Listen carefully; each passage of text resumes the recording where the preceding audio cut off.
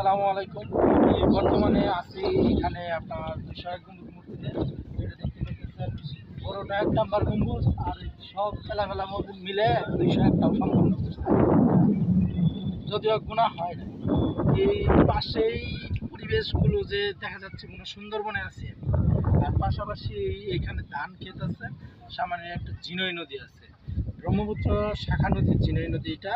আর এটা হচ্ছে ২০১ গম্বুজ মসজিদের পশ্চিম সাইডের যে লাস্ট পিলারটা আছে সেটার উপর দাঁড়ায় আছে।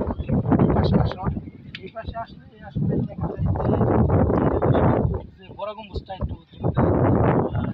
পাশাপাশি আমাদের এখানে ধানের জমি আছে, আর এটা প্রত্যন্ত অঞ্চল, গ্রাম অঞ্চলের মধ্যে আসলে গড়ে উঠছে এই মসজিদটা।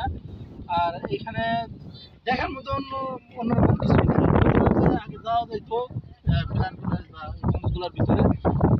ওই যে ঝর্ণা হওয়ার করে থেকে নারিকেলের গাড়ি হওয়ার থেকে এখানে আসলে যাওয়ার মতো পরিবেশ এখনো নাই। তো সব মিলে মসজিদটা একদম লাক্সারিয়াস, একদম সুন্দর করছে। আলহামদুলিল্লাহ।